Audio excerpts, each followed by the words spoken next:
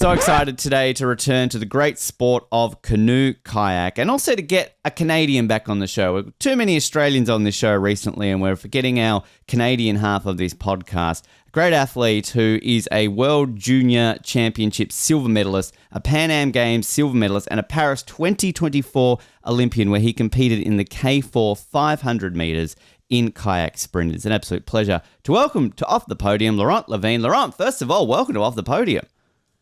Thank you. Thanks for having me. It's a pleasure to be here.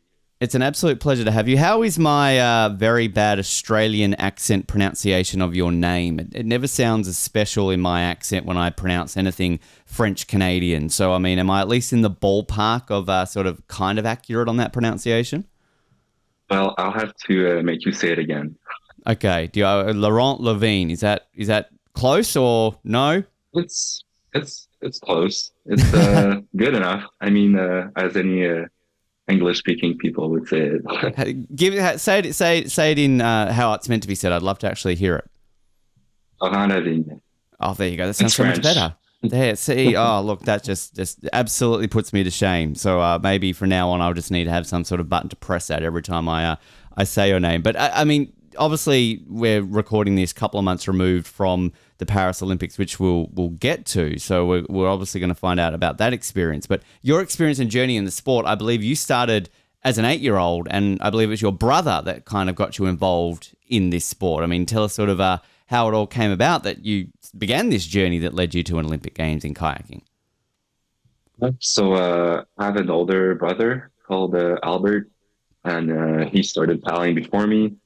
And he would go there during summers. And the way I got into it was just by watching him compete at a summer regatta. And I remember, I think they had someone who was sick and someone had to be replaced. And my brother was like, well, my younger brother's right here. He can take his place. You know, we were just kids. So it doesn't really matter how you do, just about having fun. And I did the race. I had lots of fun. And the next summer, I was signing in to start paddling in the canoe club in my hometown. Wow. So basically, because somebody else got sick, you became an Olympian. That's the easiest way to kind of, if you went to a school and kind of talk to kids, you could be like, hey, you never know, somebody could be sick. You could be an Olympian one day. You could see it like that. But I think I would have fallen into the sport at some point. You know, my older brother is an example for me. So yeah, I think I was meant to follow in his footsteps back at that age. So yeah. Were there other sports that you did sort of at a young age, you know, in between when you sort of picked up kayaking at all? Yeah, I played football for a couple of years. I loved it too. At the point that even when I started paddling, I was still trying to do both. It was a bit hard, but yeah, also my parents, they like paddling way better. They like watching me during summer go down a kayak lane instead of running on the field and getting hit from left and right. I was playing running back, so... Right. I can imagine they definitely appreciate that a little bit more, that you're sort of not getting hit as much in a boat as you would be sort of out there on the field. Was it sort of like an aspirational thing for you that, given that both are sort of different sports, both aren't Olympic sports, was the Olympics something you looked at, or if you were sort of looking at football, was it more to play in the CFL? Kind of like sort of what was those future goals for you in each of those sports at the beginning? Do you remember? I do remember, but I remember not having any goals. I mean, I did have some, but they were more short term. As I played football, it was just, you know, trying to play the best game I could. As paddling, it was really more about just having fun, going through the summer, and at the end of the summer, I'd compete. But it was like, you know, it was like provincial level. Mm-hmm. So I would not see further than that. I was going year after year. Is that progression, though, with paddling, sort of as you're saying, provincial, like as you're year after year, then all of a sudden, are you going to more prominent events? So all of a sudden, maybe you get a call up to a more regional event and then national event. And then is that sort of when it's kind of clicking to you going like, I'm okay at this. This might be something that I can keep going towards bigger things. And I think it's a great way to go, because it all started from my love for the sport, right? And then as I got older and better, I got the opportunity to race nationally and then internationally, and then it slowly built up where at some point I was like, okay, I got a shot at making the Olympics. I was like, I'm in the pool of athletes who are trying to qualify, and that's where I was like, you know what? I'm like, I wanna go. What's that like when you all of a sudden realize that the Olympics could be a possibility? You're with athletes who are kind of, as you say, in that pool. Like, I mean, that must be a pretty unique and special moment to think like, wow, the Olympics, that's something, as you said, you're maybe not planning towards, but all of a sudden this is a possibility. Definitely unique. Like, especially like I said, I was coming from, first paddling is a summer sport where I would only paddle during the summer. During winter, I would do other things and then not really worry about it. And then slowly it starts taking more and more a place in your life. And then when you're like, okay, I've got a shot of for the Olympics, and a lot of other stuff comes with it in terms of the environment of being surrounded with athletes that want to go to the Olympics. The pressure you can put on yourself on a daily basis. And when you see how, I guess, the prestige of going to the Olympics, it's like all of these emotions come together. But I think it's the beauty of it. We always like learning on this show, particularly for our Australian part, sort of, moments about other countries and kind of how that works for them in the Olympics. I mean, Canada's been very successful in canoe kayak over the years, and sort of at that period when you had started it, a certain paddler by the name of Adam Van Koeverden was obviously a very big deal, and I believe he's obviously a bit of a hero of yours. I mean, how is it sort of watching someone like that growing up, and did you ever, I'm assuming you've got to meet the man. I mean, do you remember sort of the first time you got to meet him, and how sort of influential is that to meet somebody who's obviously had the amount of success that he had across his career? Well, when he was at the peak of his career, I was still a young bloke, so I did not really know all the worldwide paddlers yet. As I got older, I definitely watched his races back then, and kind of became a fan. But of course, he was retired at that time. He's definitely an inspiration. And first time I met him, actually, I met him a couple of years ago, but I don't really remember. I don't think we had a long conversation, but I met him at the games this year. Right. And it was great seeing there at the canoe event too, being there supporting us. But yeah, we're a bit not the same generation, so I didn't get to know him as much as other paddlers.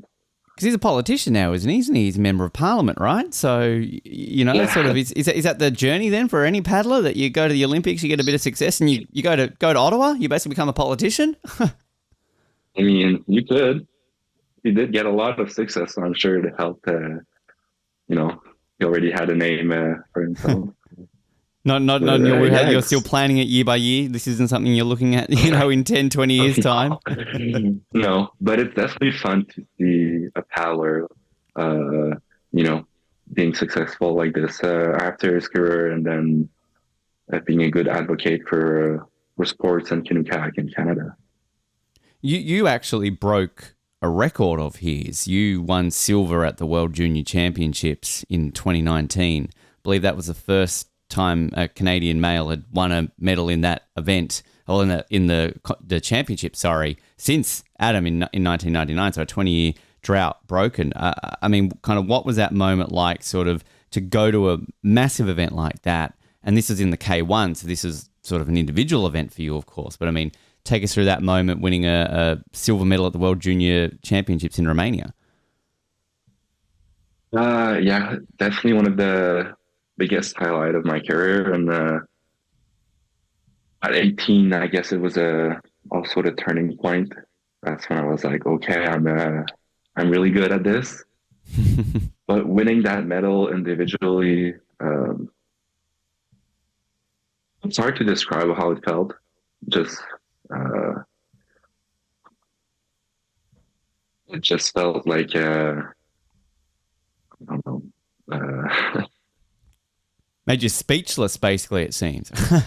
Yeah, a little bit, because it's something. Of course, it was my goal. Like, I remember that year I was going there, and I was like, I want to be part of the best of the world.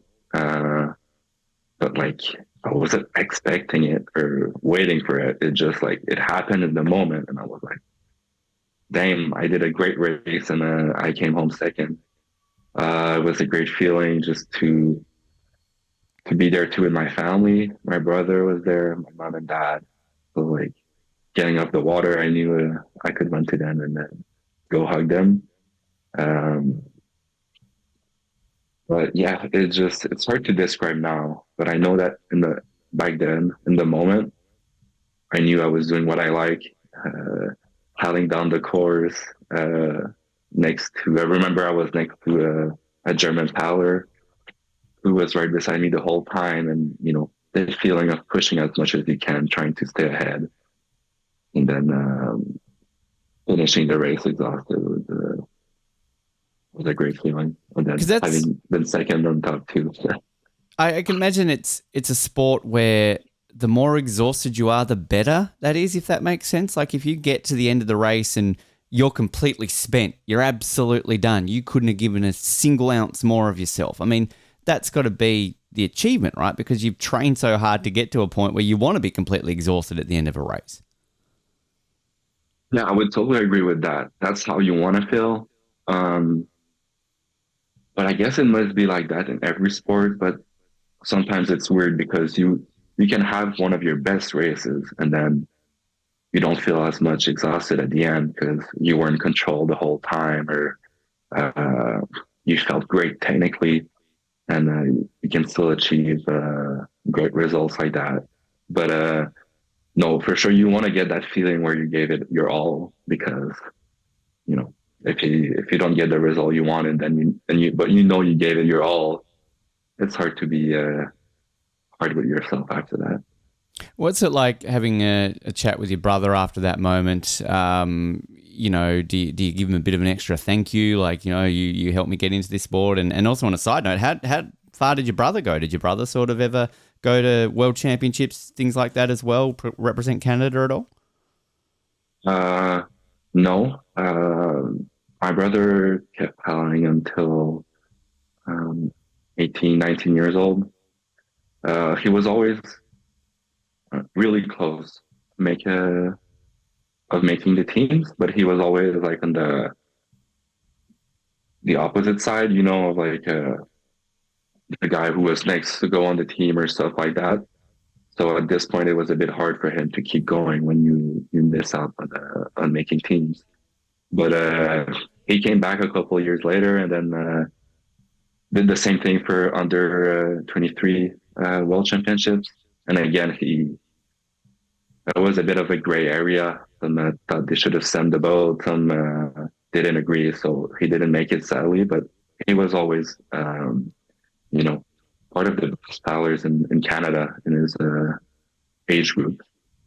But as a younger brother, it was definitely, I felt lucky having him always around. Like, even if he would not paddle as much as he did, he would always stay around, in the sport, and paddle during the summer. So great. Yeah, he knows I'm thankful for what he did and what he does, and we just appreciate training together too. So it Fantastic. can be paddling or anything else. We love working out together and we push ourselves all the time. Kind of a bit of shared success in a way sometimes. I can imagine when you sort of have moments like that. It's sort of, he's not been able to quite get there, but I'm sure kind of you can sort of share with it together with him. So, yeah.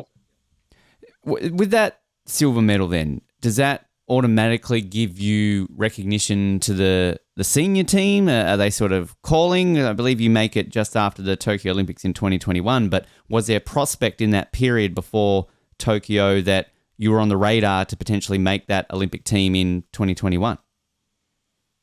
Yeah, I would say, earlier when I was talking about, when I was like, oh, okay, I'm part of the team that is trying to qualify for the Olympics. That was after that year where I came second at the Junior World Championships. Uh, I was now on the national team and I was invited to the senior training camp. Back then it was in Florida. I had a great training camp. It was awesome for me to be training with those guys and meeting all those new paddlers because it was really my first time fully training with them. And then, COVID happened. So I remember we were in Florida about 2 weeks or maybe 1 week away from Olympic team trials. And I remember I felt good. I was, I had my chances of qualifying, and then we were sent home for obvious reasons. So we Yeah. were back into not knowing what was going to happen. It's that real trick. Like it comes flooding back as soon as you mention it, sort of all that unmaturity and everything like that. I mean, in hindsight, Laurent, though, do you look at that period now and had you qualified, had you been selected for that team, I mean, do you feel that would have been too early? I mean, do you feel it would have been the right time? Kind of judging on how things have gone in your journey to Paris, how do you think it would have been different had you made that Tokyo team? I think it would have helped. But at that time, I was like, if I make it, good. If I don't, like you said, I'm young and I was like, whatever. Like, I knew the Paris Games were only 3 years after and then this shorter cycle. So, yeah, like I wanted to qualify, but at the same time, I was not putting too much pressure on myself. But the way I think it would have helped me is that just getting that experience, that game experience, like going into the Paris Olympic Games, I was the only one in my crew who was going to his first Olympics, and it was a bit the unknown for me. I was like, which is perfectly normal and fine; it's part of it. But yeah, now after now being done, I'm like, yeah, if I go to my second Olympic Games, I'll definitely have a bit of an edge because I felt it, I felt how it was. That's how I think it could have helped me going to Tokyo. But other than that, like you said, I was pretty young, so it would have just been to get experience. At what point do you make that switch to the K4? Because you won the silver medal at the junior champs in the K1, but is it a case of coaches, selectors tapping you on the shoulder going, Laurent, you'd be great in the K4? Were you already involved? Like kind of how does that transition go from the individual boat into a crew boat? That's a good question. So there's 3 Olympic events in the kayak. There's the K1000 meter, K4 500 meters, and K2 200 meters. And I won my medal in the K1 500 meters. So it's not an Olympic event, but it's still a super competitive and important race because it's, first of all, it's a mix of endurance and power because, of course, it's shorter than 1,000, but like it goes quick. And but what also got me in the pool for the crew boat is that I got my medal in the 500 meters, and the K4 and K2 are 500 meters, so it's more similar. So yeah, going off that, I was definitely a contender the eyes from their coaches. Besides the obvious answer of there's three other people in your boat, you're by yourself in the K1, what are the key differences when you go into a crew boat versus paddling by yourself? And is it much of a transition? Do you find it difficult to kind of go from being by yourself to being with three other men? The difference. When you're on your own, you have nothing to worry about. You're just on your own boat. If you lean on the left, it's coming from you. You feel you do it yourself. There's that sense of control, and I don't know. You're just on your own with your own boat.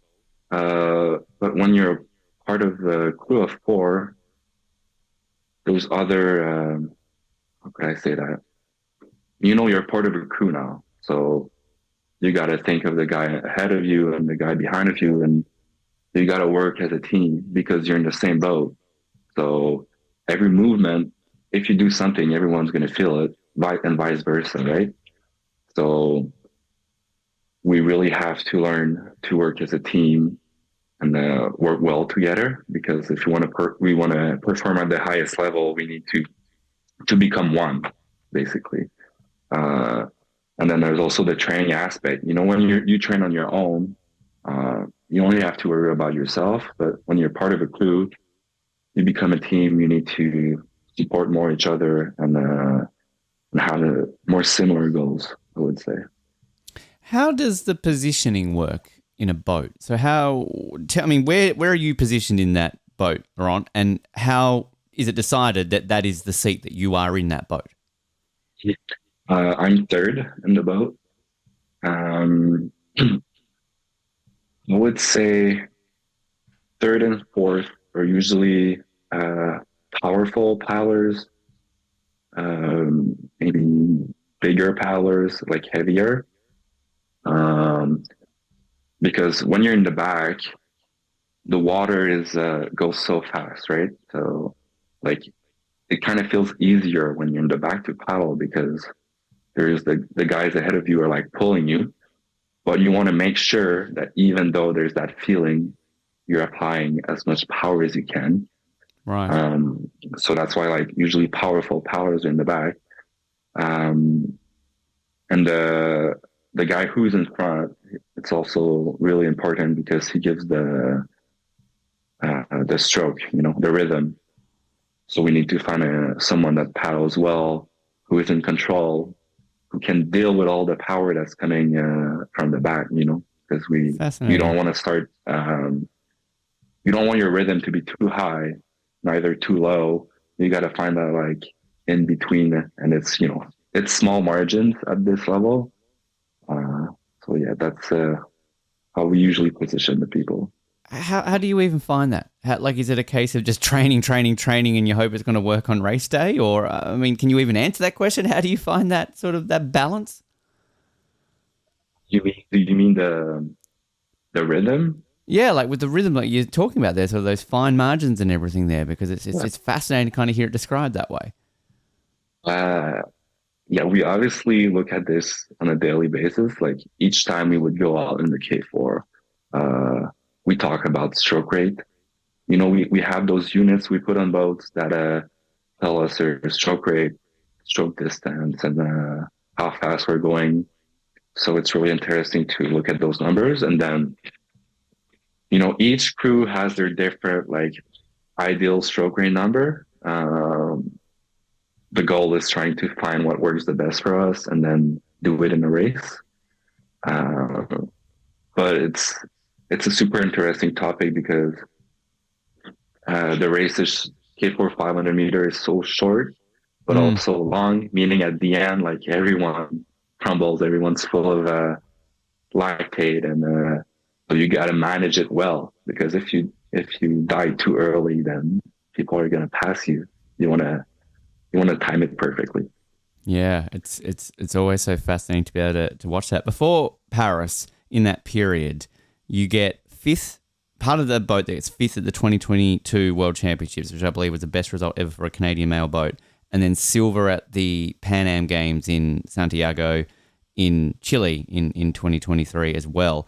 I mean, those experiences, what were they like? And particularly so the Pan Ams, because that, I'm guessing, would have been your first taste of a multi-sport event, sort of a big event where it's not just obviously paddlers at an event. You're surrounded by other athletes from other sports and kind of the experiences that obviously brings.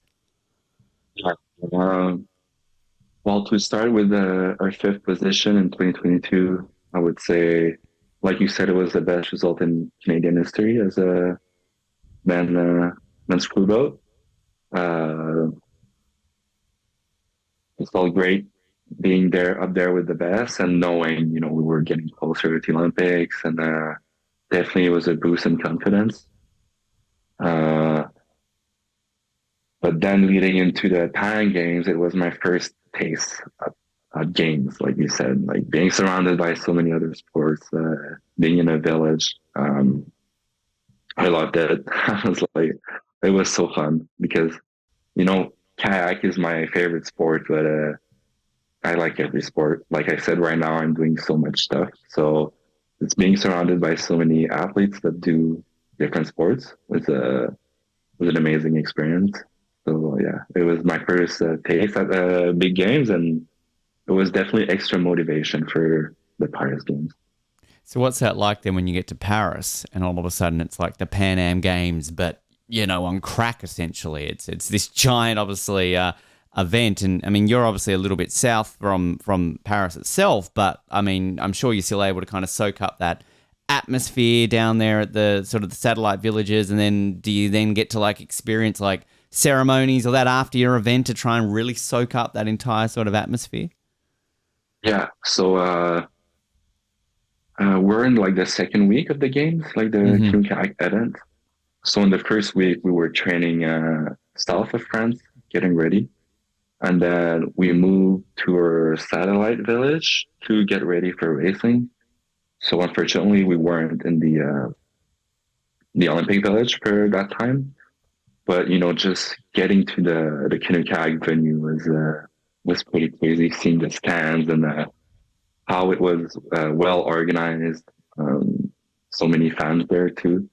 So that's where I was like, okay, this is really the Olympics. And but luckily, when I was done racing, I had a couple days where I could, see other events, which I didn't miss out. I was like, I gotta go see as much as I can. What did you see? What did you go and watch? I saw indoor volleyball. Great. The men's bronze final. I saw wrestling, and I saw athletics. Fantastic. 200-meter men's final. Wow. Great. Yeah. Wow. It's sort of that level, isn't it, where you kind of on a high and you just want to bounce around and see them. And some of those venues were just amazing. I popped my head into volleyball, indoor volleyball at one stage, because that was one of the few sports Australia didn't have any athletes in. So there was no reason for me to be there, but it was right next to table tennis. So I'm just kind of like, well, I'm here. Why not? And I think it was the quarterfinal between Germany and France. So it was just insane atmosphere. So it's sort of, it almost gets to a point I can imagine where you're going like, what can I see today? Where am I? What's near here? What can I see? Right. Like you said, the venues were iconic, and just the atmosphere too. Like it's definitely part of soaking up the full experience of the Olympics. Did you get into pin trading, uniform swapping? Did you try the muffin in the village when you get there? Like, did you do all the kind of things that all the athletes are doing in Paris? Yeah, I did. So during Pan Am Games last year, I got into pin trading so much that I was like, at the Olympics, I was like, I'm gonna chill this time. But as soon as I was done racing, I obviously got into it a little bit when I got to the village. I got myself some nice pins and tried a muffin, which was it was delicious too. Good. I'm liking these expectations that it's living up to. What did you have a favorite pin? Like, was there one that you sort of got that was like the best one? I'd have to look at them again. I don't remember.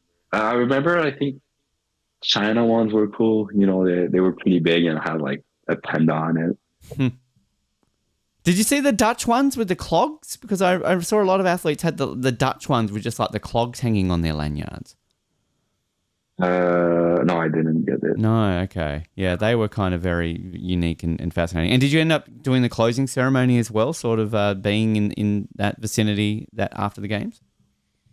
With the closing ceremony. So we missed out on the opening because we were training down south. Uh, but yeah, thankfully we knew we would be there during the closing ceremony, and that was also a great time, just being there with so many athletes, and then being in that stadium. And I remember walking in, and I was just like, looking all around. I was a bit speechless. Did you storm the stage? Were you up on stage when Phoenix were performing when you weren't meant to be there and you didn't realize you weren't meant to be there?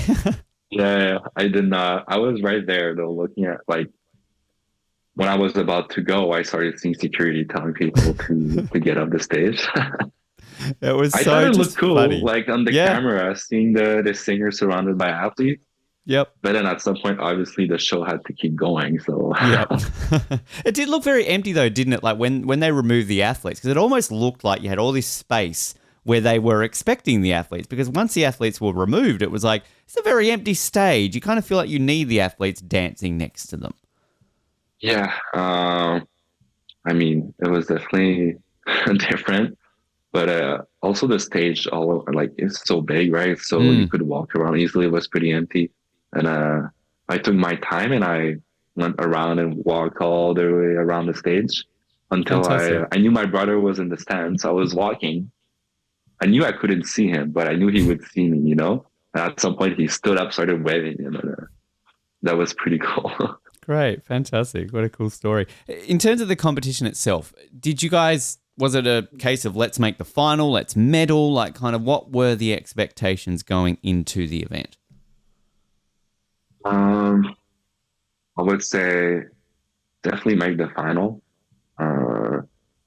especially based on the results and the past years where we came fifth and then 10th in 2023. That's where we qualified for the games. Then that year we made the final at the World Cup. We knew the competition was obviously going to be high and it was going to be super tight, but we always know that, and we always aim for the best result we can possibly do. I would say it's hard to think about medals when you're not in the final, right? So we were like, obviously, we want to make the final, and then once you're in the final, you want to do the best race you can, and then hope for a medal. But yeah, that was the plan. In terms of, we've had rowers on the show recently, and I sort of asked a question about how is it sometimes okay to lose the heat and go to the repechage to get a bit more, I guess, momentum going on, like having an extra race maybe helps you rather than having the extra days off. But is that similar in kayak as well, that say in the heat, you maybe don't want to win and go straight to the semi, you kind of almost want to go to the quarter? I mean, would you rather that extra race, or does it really help to just be one of those first two boats, go straight through to the semi and avoid that quarterfinal? I would say it depends on the crew, but I think it usually helps because we've got enough break between each, right? So you'd have the quarterfinal and then a day off and then a semi. So it didn't really matter if you did the quarter, you would not be more exhausted. Personally, and I think as a crew, it was better for us to get one more race in. Because the first race, sometimes you can feel stiff, and it's the first one. You need to break the ice, and then just having that quarterfinal where you can just do a race without too much pressure. And we had a great race in the quarterfinal, so I remember we all felt confident after that, and it was a great lead up for the semifinal. Which I need to ask a question about rivalries in the sport. I always love hearing about rivalries. I'm looking here against Canada against the Ukraine. So in the heat, you finished just behind the Ukraine. In the quarterfinal, you beat the Ukraine. And then in the semifinal, which I'll touch on separately, you miss out just to the Ukraine. Are they the boat that are like the target? This is like Canada's rival in the K 500 meters? Uh, they were at the Olympics, definitely. Um, Throughout the years, we've had our rivals where we've exchanged a bit more between beating them and like Lithuania, Denmark. But I would say Ukraine was always like in the medals. They were always ahead of us, and they actually were world champions in after the Tokyo Olympics. Uh, but yeah, once we got to the Olympics, we were like, okay, we're right next to Ukraine, and we're pretty close. And like, yeah, we beat them in the quarterfinals. So going into the semis, we knew they were the crew we needed to beat, basically.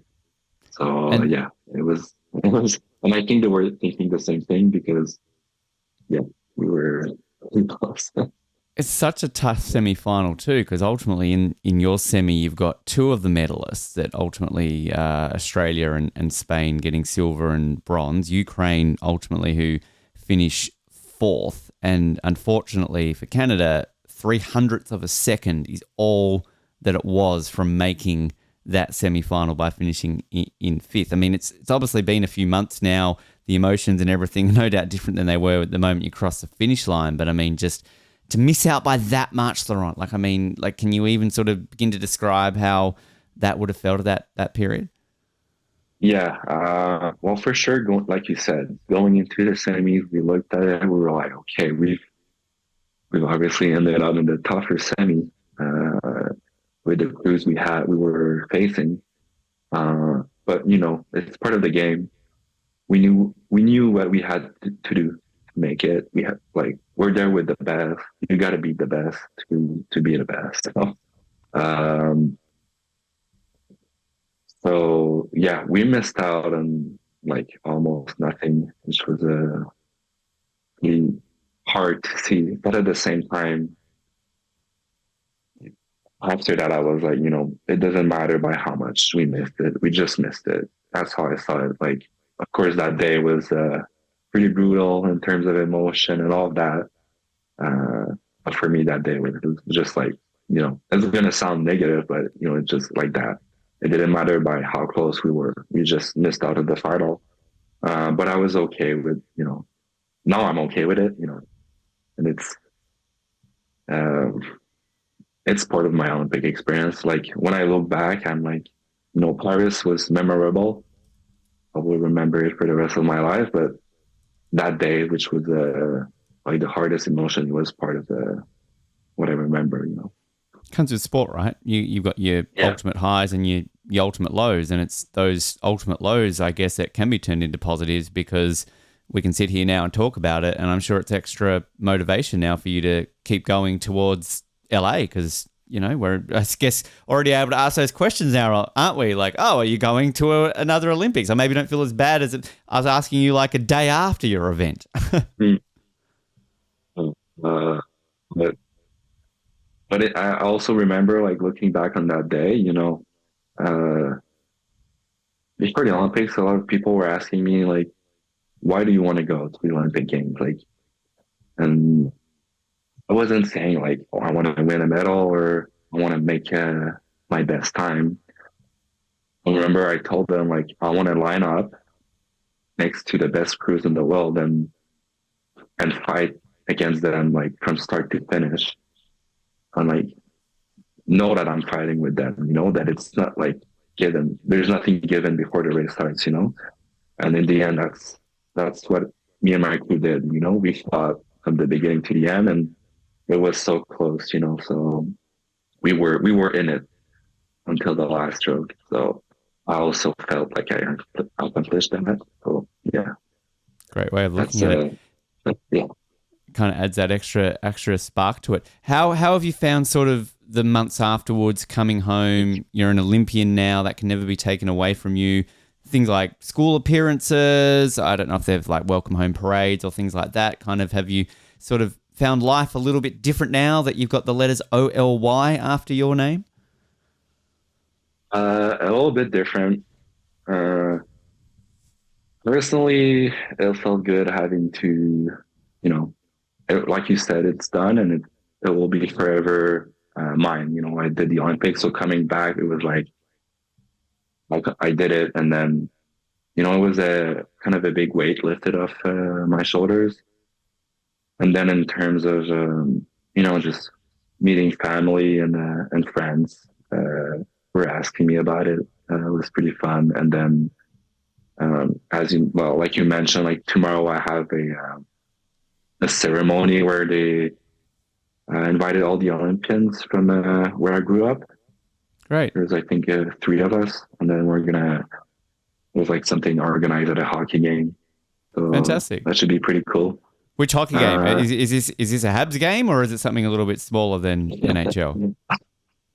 If I medaled, it would have been a Habs game. Probably. Right. Okay. You're not dropping the puck. Okay. All right.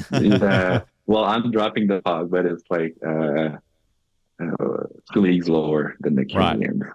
Okay. So it's like, yeah. But are you a Habs fan? Do I ask you that straight out if you're a Habs fan? Or, I mean, is that the obvious question to ask somebody from Quebec? Yeah, it's a pretty obvious question. I'm a Habs fan. Okay. If you're not a Habs fan in Quebec, your life is going to be pretty hard when you watch hockey. I went to a Habs Leafs game in Montreal, and maybe the best atmosphere of an NHL game I've ever been to. That was a lot of fun, and particularly when the Leafs fans started chirping up and they were losing quite badly at the time, which is obviously common, right? So. It was a lot of fun. Outside of competing, Laurent, I mean, you touched on a little bit with me off air, studying at the moment, and looking through your Instagram, you've got a dog. Can we learn a little bit more about your puppy as well? Because I know a lot of our listeners and viewers often like to learn about our athletes' animals as well. Of course, his name is Azul.